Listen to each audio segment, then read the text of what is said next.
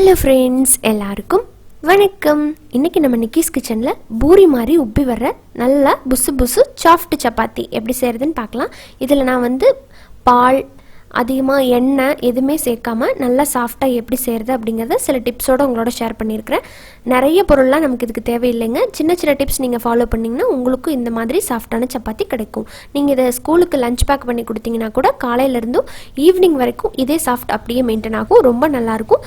நம்மளோட சப்ஸ்கிரைபர் 2 பேர் கேட்டிருந்தாங்க. இது ரொம்ப நாளுக்கு முன்னாடியே, சாரி கொஞ்சம் லேட்டாக போஸ்ட் பண்ணுறேன். இப்போ இந்த வீடியோக்குள்ளே போய் பார்த்து நம்ம எப்படி செய்கிறதுன்னு தெரிஞ்சுக்கலாம். சப்பாத்தி பண்ணுறதுக்கு நான் இன்றைக்கி 2 கப் கோதுமை மாவை எடுத்திருக்கேன்.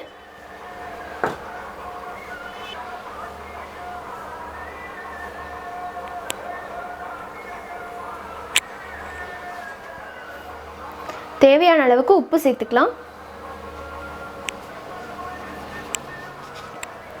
1/2 டீஸ்பூன் சர்க்கரை,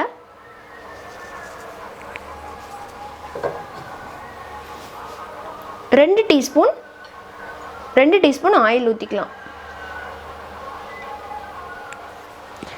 இதை முதல்ல நல்லா கலந்து விட்டுட்டு அப்புறம் கொஞ்சம் கொஞ்சமாக தண்ணி சேர்த்து மிக்ஸ் பண்ணிக்கலாம். இப்போது இதில் கொஞ்சம் கொஞ்சமாக தண்ணி சேர்த்துக்கலாம். ஃபஸ்ட்டே நிறைய தண்ணி சேர்த்துறாதீங்க. கொஞ்சம் கொஞ்சமாக சேர்த்து நல்லா பிசைஞ்சு விட்டு சேர்த்துக்கணும். அப்போ தான் சாஃப்டான சப்பாத்தி கிடைக்கும். தண்ணியோட மெஷர்மெண்ட் சொல்ல முடியாது. ஒரு மாவு ஒரு மாதிரி தண்ணி இழுக்கும். ஸோ நான் பிசைஞ்சிட்டு அந்த பதம் காமிக்கிறேன். இப்போ மாவு பாருங்கள், இந்த அளவுக்கு பிசைஞ்சாச்சு. ரொம்ப சாஃப்டாகவும் இருக்கக்கூடாது, ரொம்ப கெட்டியாகவும் இருக்கக்கூடாது. அந்த அளவுக்கு பிசைஞ்சுக்கோங்க. ரொம்ப சாஃப்டாக பிசைஞ்சிட்டிங்கனாலும் சப்பாத்தி ஹார்டாக தான் வரும்.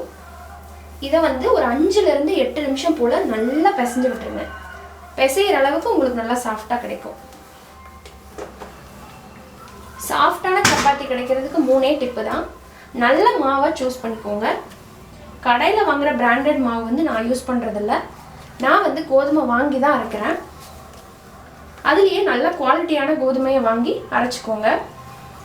அப்புறமா இதில் சேர்க்குற தண்ணியோட அளவு, நம்ம பிசைகிற டைம், இது 3 தான் இந்த சப்பாத்தி சாஃப்டாக வர்றதுக்கான மெயினான விஷயம். இதை மட்டும் கரெக்டாக ஃபாலோ பண்ணால் போதும்.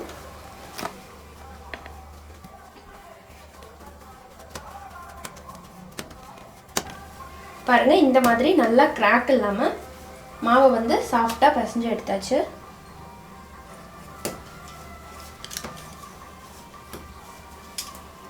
இப்போ நான் போட்ட அந்த 2 டீஸ்பூன் ஆயில் போட்டேன் இல்லைங்களா, அது மட்டும்தான். இதில் எக்ஸ்ட்ரா இப்போ மேலே லைட்டாக ஆயில் போட்டு ஒரு 1/2 மணி நேரம் போல் இதை நம்ம ஊற விட போகிறோம்.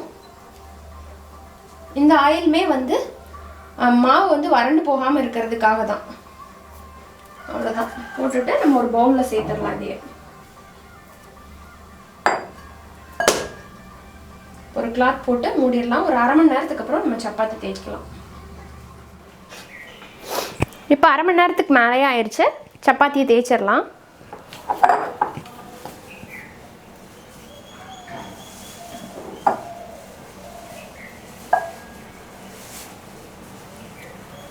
நல்லா சாஃப்டாக இருக்குது.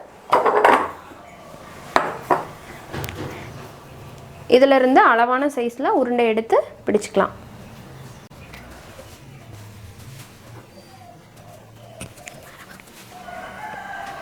அடுத்ததாக இதுக்கு நமக்கு வரமாவு தேவை, கோதுமை மாவு.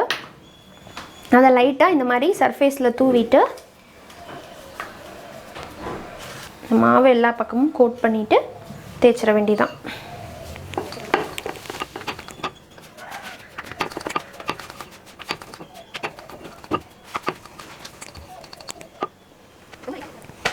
ரொம்ப நைஸாகவும் தேய்க்கக்கூடாது. இந்த அளவுக்கு தேய்ச்சாச்சு. இப்போ லைட்டாக இந்த மாதிரி தட்டி விட்டுருங்க. அந்த வரமாவெல்லாம் விழுந்துடும். இப்போ கல்லில் போட்டுடலாம். கல்லில் போட்டதும் ஒரு 30 செகண்ட் மட்டும் ஒரு சைடு வேகட்டும். இப்போ நம்ம திருப்பிக்கலாம். திருப்பி போட்டு அதே போல் ஒரு 30லேருந்து 40 செகண்ட் வரைக்கும் மட்டும் வேகணும். வெந்த உடனே திருப்பி போட்டுருங்க. இப்போ இந்த டைமில் பார்த்தீங்கன்னா ஆட்டோமேட்டிக்காக அது நல்லா உப்பி நல்லா புஷ்ஷுன்னு வரும். நான் வந்து இன்றைக்கி ஆயில் போடாமல் செஞ்சுருக்கேன். நீங்கள் வேணால் ஆயில் போட்டும் செய்யலாம். பார்த்திங்களா, நல்லா பூரி மாதிரி சாஃப்டான சப்பாத்தி நமக்கு ரெடி ஆகிடுச்சு. இப்போ எடுத்து நம்ம சர்வ் பண்ணிட வேண்டியதுதான். நான் சொன்ன இதே மெத்தடில் நீங்களும் செஞ்சு பாருங்கள், உங்களுக்கும் சாஃப்டான சப்பாத்தி கிடைக்கும். இதோட வச்சு சாப்பிட்றதுக்கு உண்டான குருமா அண்ட் கிரேவி வெரைட்டிஸ் எல்லாம் ஆல்ரெடி நம்ம சேனலில் நிறைய வீடியோஸ் அப்லோட் பண்ணியிருக்கிறோம். அதோட லிங்க் எல்லாமே டிஸ்கிரிப்ஷனில் கொடுத்துருக்கேன். தேவைப்படுறவங்க பார்த்து செக் பண்ணிக்கலாம். நீங்களும் இதை ட்ரை பண்ணி பாருங்கள். ட்ரை பண்ணிவிட்டு உங்களோட ஃபீட்பேக் சொல்லுங்கள். அண்ட் இந்த வீடியோ உங்களுக்கு பிடிச்சிருந்ததுன்னா லைக் பண்ணுங்கள். யூஸ்ஃபுல்லாக இருக்குன்னு நினச்சிங்கன்னா ஃப்ரெண்ட்ஸ் அண்ட் ஃபேமிலியோட நிறைய ஷேர் பண்ணுங்கள். மறக்காமல் நம்ம சேனல் நிக்கிஸ் கிச்சனை சப்ஸ்கிரைப் பண்ணிக்கோங்க. சப்ஸ்கிரைப் பண்ணதுக்கு அப்புறமா வர பெல் சிம்பிளையும் மறக்காமல் கிளிக் பண்ணிக்கோங்க. அப்போ தான் நான் இனிமேல் போடுற வீடியோஸோட அப்டேட் உங்களுக்கு உடனுக்குடனே ஒரு நோட்டிஃபிகேஷனாக கிடைக்கும். என்னோட எல்லா வீடியோவையும் நீங்கள் மிஸ் பண்ணாமல் பார்க்க முடியும்.